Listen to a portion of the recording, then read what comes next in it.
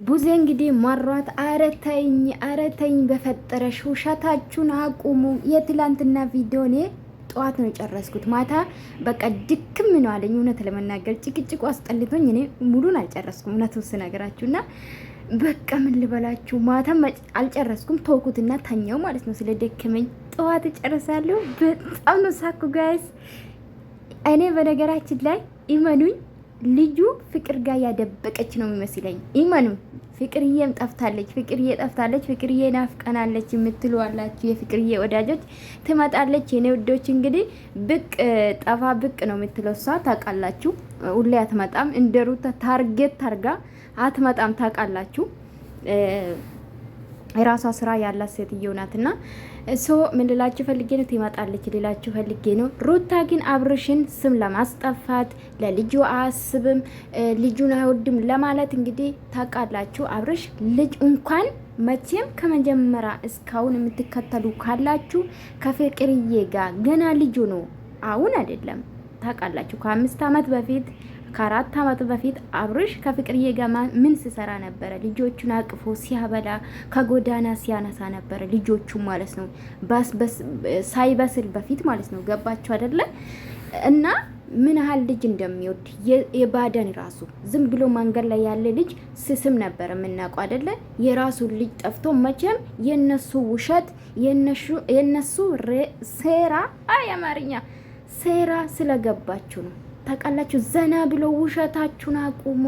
ከቻልክ አለ ለሮቤል ይሄ እባቦኒ ሰውዬ ማለት ነው። ከቻልክ ምከረው፣ ካልቻልክ ውሸታችሁን አቁሙ። በቃ ተነቃ እንዴ! እኛ ነቃን እኮ እኛ ነቃን። ምንም ማረግ አይቻልም። ቡዜማ መጨረሻ አረረረረረ በቃ ቡዜ በጣም ናሳቀች። እንግዲህ እግዚአብሔር ቪዲዮን ባመጣ ደስ ይለኛል።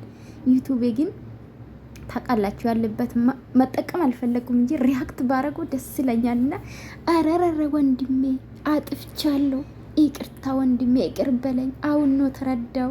ለካ ተቃጥለክ ነው እኔ ሊቃጠለይት ከስቺ ሴት የተገላገልክ እግዚአብሔር ውስጥ ያክታል። ይሄ ትላንትናማ ቅቤ ነው ጠጣ ወዴ ማለት ነው ጋይስ። ኧረ በስመ አብ የተናገረችው ቡዜ አብርሽ የተናገረ የውሸታቸው ሲቀጥል ደግሞ ህይወቴን እንዳልኖር ስራዬን እንዳልሰራ ከዩቱብ ውጭ ስራ እንዳላት ሴት ማለት ነው። ውይ እናንተ ያጣተኞች።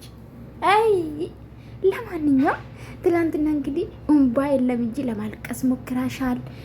ተቀባሹ በደንብ አልተቀባሽም። ባይዘው ወዳ ነው አይንሽ በርበሬ ሆነ። እኔ እግዚአብሔርን ዝም ብሎ አይን በርበሬ አይኑን በነገራችን ላይ የእውነት በተደጋጋሚ ስታለቅሱ ነው እንጂ ሩታ ግን አንዴ ምንድነው ትደበቃለች፣ ሮቤል ስር ታቅፋለች። ባል ይመስል ማለት ነው። ምን ይዛስቡ ቤተሰብ አይመስልኝም፣ ሹሹማ ነው የሚመስሉኝ አብዞች። ቤተሰብ ግን እንዴት ነበር የትላንትና ቪዲዮ? እኔማ በሳቅ ነው ሞትኩት ማታም። ከዛ ደግሞ ጠዋትም ትንሽ 5 ደቂቃ ምናምን የቀረችኝ እሱን ጨርሳለሁ እናቴ። ኧረ በስመ አብ። አይ ሩት አንላቀቅም። አሁን አንቺ እንግዲህ ዛሬ እንግዲህ ወይን ልትከሽ ትሄጃለሽ ወይም ደግሞ እንግዲህ ዱርዬ ገዝተሽ ትመጫለሽ። ከዚህ ውጭ የለሽም። ስጀመር ልጁ ፍቅር ጋር ደብቀሽ ነው። አዎ ፍቅርዬ ጋር ደብቀሽ ነው አንቺ መርዛም ማለት ነው። ፍቅርዬን ከዚህ ሁኔታ አውጪ። እንደዚህ አይነት አምርባትም በነገራችን ላይ ፍቅርዬ ማለት ነው። ተባባሪ ባትሆኝ ደስ ይለኛል የኔ ውድ ማለት ነውና አስቦበት አቅዶበት አብርሽን ከተመልካች ጋር ለማጣላት በነገራችን ተነክቶብሻል። ኤደሺ ኮሜንት ማለት ነው እንዳለ ልጁ ሲጀምር አልጠፋም። አንቺ ውሸታም የተባልሽ ነው። አዎ ውሸታም እንጂ እኔ በቃ የቡዜ አክት ገረመኝ። በቃ አንቺ ጭራሽ ምን አለች? አንቺ በስር ስርዓት ህይወትሽ መምራት ማቺ ነሽ አላለችም ለቡዜ ማለት ነው። እቺ ትልቅ ሴትዮን አስቡት። ከዚህ በፊት እስቲ ቡዜ ልጅ ወሰደች፣ የሷ ልጅ ጋይስ ወሰደች። እንደውም አብርሽ ጋር እንዴት ልጅ ትወስዳለ፣ እንዴት ልጅ ከእናት ትነጥቃለ ስትል ነበር፣ ስትቆጣ ነበር። ወንድሟን እንግዲህ እስከ በቅርብ ወንድሟ ስትቆጣ ነበረ ቡዜ። እግዚአብሔርን ላቅ ፍረዱና አይ ሩታ ተነቃብሽ። ኤኒዌይስ ተነቃብሽ። አብርሽዬ ወደፊት ወንድሜ ወደፊት። እግዚአብሔር ነው አነሳክ። አንተ ብቻ ሁሌ መልካም ነገርን አስብ። ለሰው ልጅ መጥፎ ነገር አታስብ። ብዙ ሰው መጥፎ ሊያስብብክ ይችላል። ብዙ ነገር ላጠፋክ ሞክሯል። በመልክ መጥቷል፣ በከንፈር፣ በጥርስ፣ በግንባር፣ በጭንቅላት መጥቷል። እግዚአብሔር ስለፈጠረክ ከእግዚአብሔር ጋር ነው ጥላቸው ማለት ነው። አዎ ይሄ ነው እውነታ ማለት ነው። እግዚአብሔር የፈጠረ ፍጡር መዘናበት አያስፈልግም ብዬ ነው ማስበውና እግዚአብሔር እንደው ከዚህ በላይ ከፍ ያርገ። ምንም አልልክም። የወጣቶች እንጀራውን ክልጅ ማለት ነው። አዎ እቺ ግን እናትነት የሌላት ክብር የሌላት ሴትዮ በስመ አብ ህዝቡ ሰልችቶታል። ጋይስ አንድ ነገር ልንገራችሁ።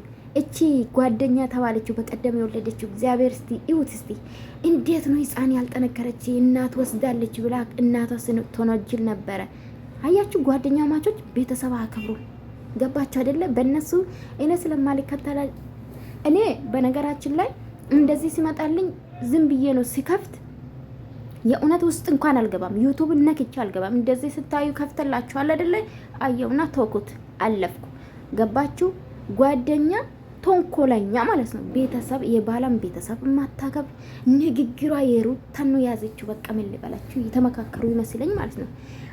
እናንተ ስታስቡ ማለት ነው ወገባ ያልጠነከረ በቀደም የወለደችው ትንሱ የምትባል ልጇ ተወስዶብኛል ብላ እሪ ትላለች። ትላንትና እኔ አላየሁትም።